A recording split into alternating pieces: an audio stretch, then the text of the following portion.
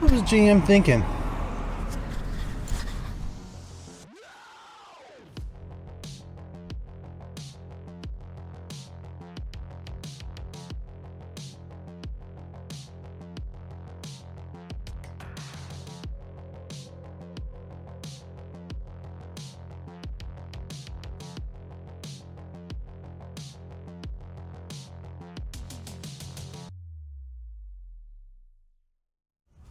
So this is a free mod that you can do for your Colorado or Canyon.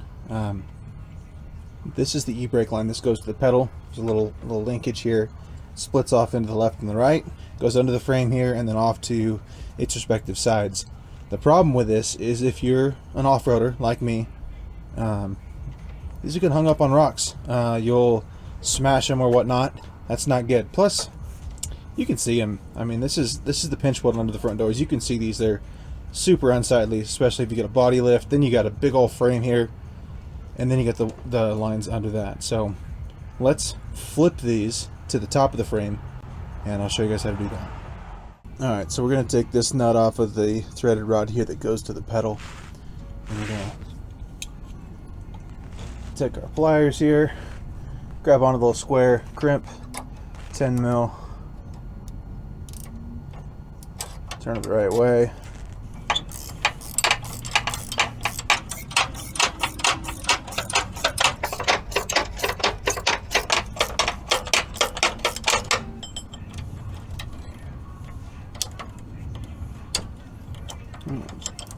Pop these out. Okay. And now I'm going to flip them. So I'm going to take our 10 mil here and remove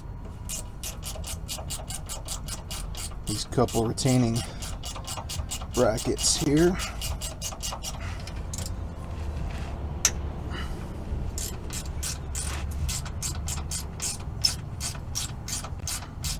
Alright, we're going to separate all these. This one's got a clip back here.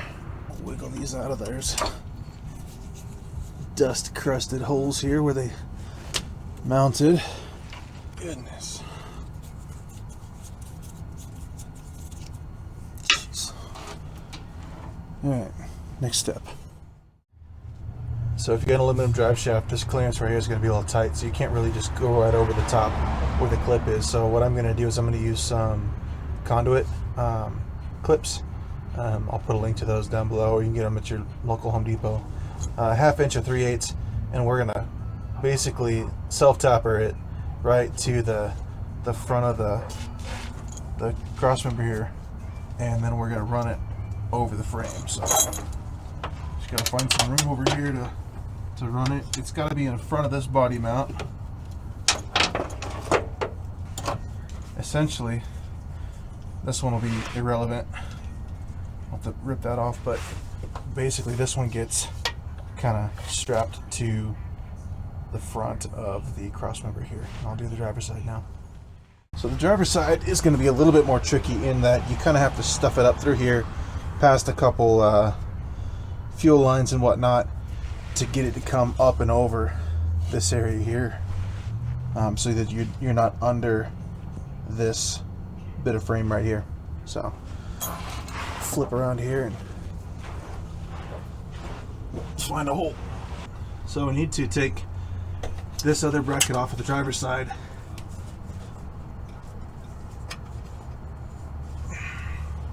He's already hit that with a rock, but alright, so we're gonna fish this guy up and over the frame like we did the other one. Alright, we're just gonna fish this one to the left of the other one here.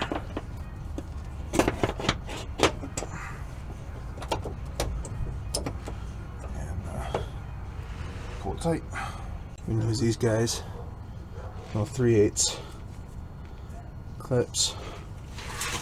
Typically used for electric conduit, but they're nice because they're at least zinc plated.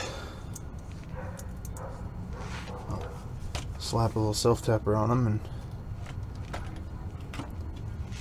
buzz it right through the frame here.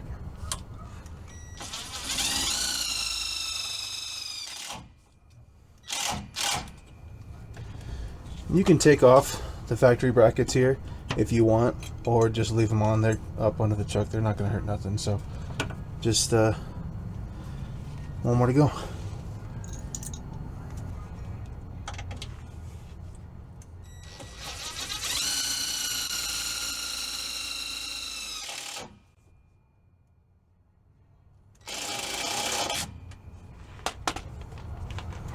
Nice and clean, up and out of the way. It's not going to rub nothing. Good to go. Alright, so this is the passenger side. Now it's on the bottom. The driver's side's on top. We took the bracket next to the gas tank. It's not attached anymore, the bracket that was holding the driver's side, but it's alright because it goes right here and it bolts in just fine. So we'll hook these guys back up and then readjust our brake cable. Ooh, wrong way.